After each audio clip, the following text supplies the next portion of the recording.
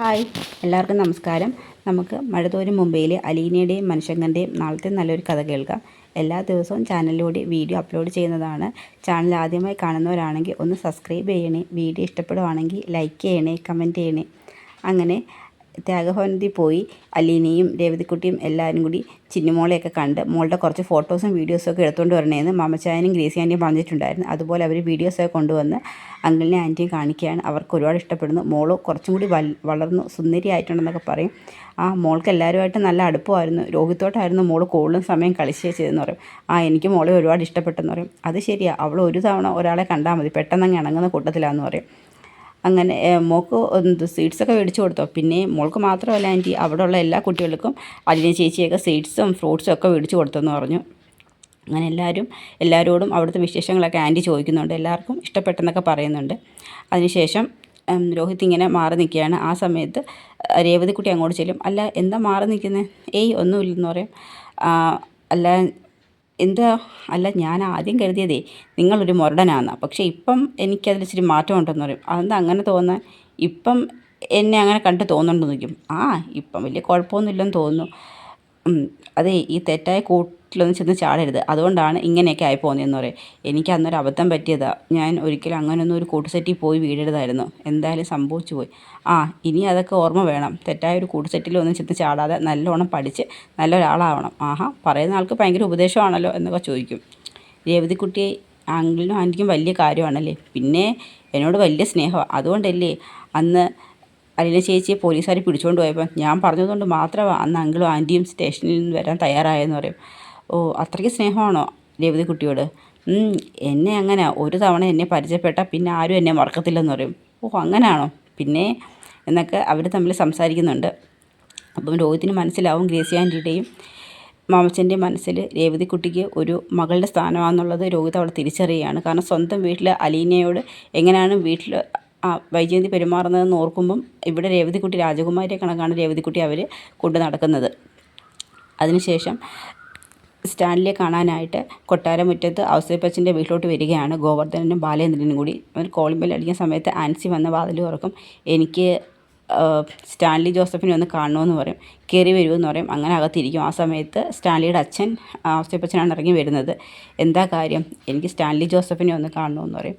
അതിന് സ്റ്റാൻലി ഇവിടെ അല്ലല്ലോ താമസം, മിലിറ്ററിയിൽ നിന്നൊക്കെ റിട്ടയർ ആയതിനു ശേഷം അവനും കുളത്തൂപ്പുഴയിലെ താമസമെന്ന് പറയും. അതൊന്നും അറിയത്തില്ലായിരുന്നു. ഇല്ല, എനിക്കതറിയത്തില്ലായിരുന്നു. മിലിറ്ററിയിലുള്ളൊരു സുഹൃത്തിൻ്റെ കയ്യിൽ നിന്നാണ് എനിക്ക് അഡ്രസ്സ് കിട്ടിയത്.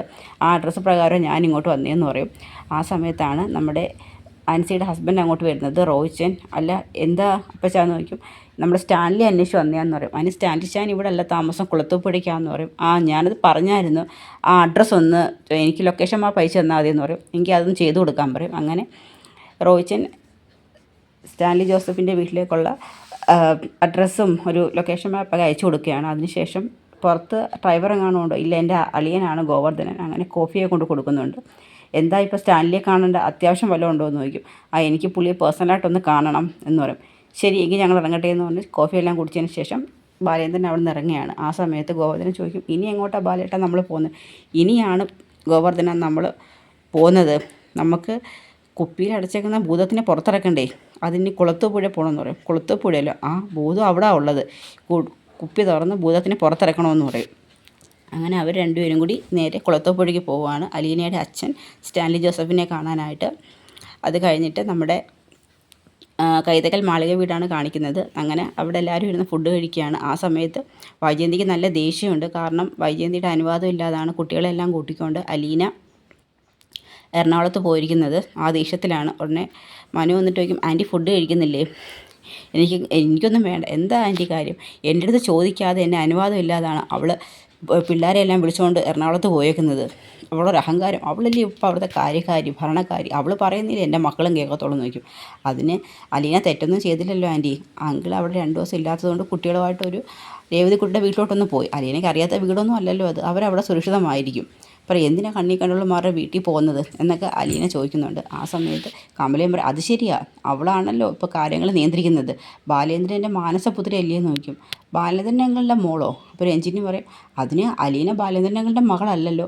ഉടനെ വൈജയന്തി ചോദിക്കും, മകളല്ലയോ? അല്ല എന്ന് നിന്നോട് ആര് പറഞ്ഞു?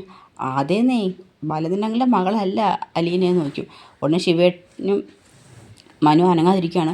സത്യം പറ ശിവേട്ടാ, രഞ്ജിനി പറഞ്ഞാൽ ശരിയാണോ? ബാലേന്ദ്രൻ്റെ മകളല്ലേ അലീനയെന്ന് ചോദിക്കും. അല്ല എന്ന് പറയും. എന്നിട്ട് നിങ്ങളെല്ലാവരും എന്തിനാ ഈ കാര്യം എൻ്റെ നിന്ന് മറച്ചു വെച്ചത്? പിന്നെ വീട്ടിൽ നിന്ന് പോകാൻ പോയ അവളെ ബാലേന്ദ്രൻ എന്തിനാ തടഞ്ഞത്? ബാലേന്ദ്രൻ്റെ സ്വന്തം മകളായതുകൊണ്ടല്ലേ ബാലേന്ദ്രൻ അവളോട് അവിടെ നിന്ന് പോകണ്ടെന്ന് ആദ്യം പറഞ്ഞത്. അപ്പം ഞങ്ങളെല്ലാം ഉദ്ദേശിക്കണൊക്കെ ബാലേന്ദ്രനും അലീനയുമായിട്ട് മറ്റെന്തെങ്കിലും റിലേഷൻ ഉണ്ടോ എന്ന് ചോദിക്കുമ്പോൾ ശിവശങ്കരൻ പറയും, ഇനി ഇമാതിരി സംസാരം നിൻ്റെ വായിൽ നിന്ന് വീണാൽ ഞാൻ നിൻ്റെ കർണം അടിച്ച് പൊട്ടിക്കുമെന്നൊക്കെ പറയും. പിന്നെ അവൾ ആരാ? അവൾ എന്തിനു വേണ്ടി അവളെ അവിടെ ബാലേന്ദ്രനെ പിടിച്ച് നിർത്തിയെന്ന് ചോദിക്കും. ആ സമയത്ത് കമലയും ചോദിക്കും, ശരിയല്ലേ ബൈജു ചോദിക്കുന്നത്? അവൾ ആരാ? അവൾ ബാലേന്ദ്രൻ്റെ മകളല്ലെന്നുണ്ടെങ്കിൽ പിന്നെ എന്ത് ബന്ധത്തിൻ്റെ പുറത്താണ് അവളെ അവിടെ പിടിച്ച് നിർത്തിയിരിക്കുന്നതെന്ന് ചോദിക്കും. ആ സമയത്ത് മനു പറയുന്നുണ്ട്, അമ്മേ ആൻറ്റി ഇപ്പം തന്നെ ഒരു വല്ലാത്ത മാനസികാവസ്ഥയില്ല, അതിൻ്റെ കൂടെ അമ്മയും കൂടി ഓരോന്ന് പറഞ്ഞ് ആൻറ്റിക്ക് വെറുതെ ഇല്ലാത്ത ടെൻഷൻ കൊടുക്കല്ലെന്ന് പറയും. അതെ, ഞാനൊന്നും പറയുന്നില്ല, എങ്കിൽ പിന്നെ നിങ്ങൾ പറ, അവൾ ആരാ? ആ വീട്ടിലെ ആരാ അവളെന്ന് ചോദിക്കും. ആൻറ്റിക്ക് എന്തെങ്കിലും കൂടുതൽ അറിയണമെന്നുണ്ടെന്നുണ്ടെങ്കിൽ ആൻറ്റി അങ്കിളിനോട് തന്നെ ചോദിക്കും, അലീന ആരാന്ന് അങ്കിൾ പറഞ്ഞു തരുമെന്ന് പറയും. എനിക്ക് വേറെ ഒന്നും പറയാനില്ലെന്ന് പറഞ്ഞുകൊണ്ട് ശിവശങ്കരനും മനു അങ്ങ് എഴുന്നേറ്റ് പോവുകയാണ്. ആ സമയത്ത് കമല പറയും, കണ്ടോ നമ്മുടെ ചോദ്യങ്ങൾക്ക് ഉത്തരം പറയാൻ പറ്റാത്തതുകൊണ്ടാണ് രണ്ടുപേരും അങ്ങ് പോയെന്ന് പറയും. ഇല്ല, ഞാനിതങ്ങനെ വിടത്തില്ല കമലയുടെ അടുത്ത്, എനിക്കറിയണം അവൾ ആ വീട്ടിൽ ആരാന്നുള്ളത്. മോളെന്ന് പറഞ്ഞ ഒരു ലേബൽ വെച്ചുകൊണ്ടായിരുന്നല്ലോ ഇത്രയും കാലം അവൾ എല്ലാവരെയും പറ്റിച്ചുകൊണ്ട് നടന്നത്. ഇപ്പോൾ അവൾ മകളല്ലേ, പിന്നെ അവൾ ആരാ എന്ന് ചോദിക്കും.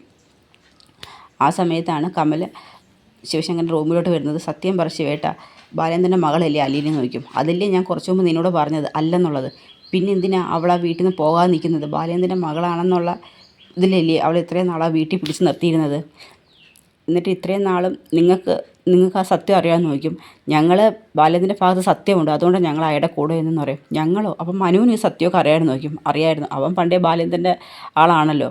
ബാലേന്ദ്രൻ്റെ ഭാഗത്ത് സത്യമുണ്ട്, അലീനെ അവൻ പ്രൊട്ടക്റ്റ് ചെയ്തതിന് അതിന് അവൻ്റേതായ കാരണമുണ്ട്.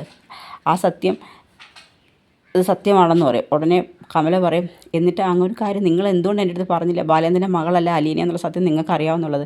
നിന്നോട് പറഞ്ഞിട്ട് എന്തിനാ? നിന്നോട് പറയുന്നതും വൈജയോട് പറഞ്ഞു ഒരുപോലെ തന്നെ, നീ അതുപോലെ തന്നെ വൈജയുടെ കാതിലെത്തിക്കുമെന്ന് പറയും. ഓഹോ, അപ്പം നിങ്ങൾക്ക് അച്ഛനും മകനും എല്ലാ കാര്യങ്ങളും അറിയാമായിരുന്നു, നമുക്ക് മാത്രം ഒന്നും അറിയത്തില്ല, ഞങ്ങളെല്ലാവരും കഥ അറിയാതെ ആട്ടം കാണുന്ന ആൾക്കാരായില്ലേ എന്ന് പറയും. ശരി, ഇനി നിങ്ങളുടെ പെങ്ങളെ ഓരോ കാര്യം പോലെ നിങ്ങൾ എൻ്റെ അടുത്തോട്ട് വാ എന്ന് പറഞ്ഞുകൊണ്ട് ദേഷ്യപ്പെട്ട് കമല അങ്ങ് പോവുകയാണ്. അപ്പോൾ അവിടം നമ്മുടെ നാളത്തെ കഥ അവസാനിക്കുന്നത്. ഇതിൻ്റെ ബാക്കി കഥയുമായി നാളെ കാണാം. എല്ലാവർക്കും ഒരു നല്ല ദിവസം നേരുന്നു. നന്ദി.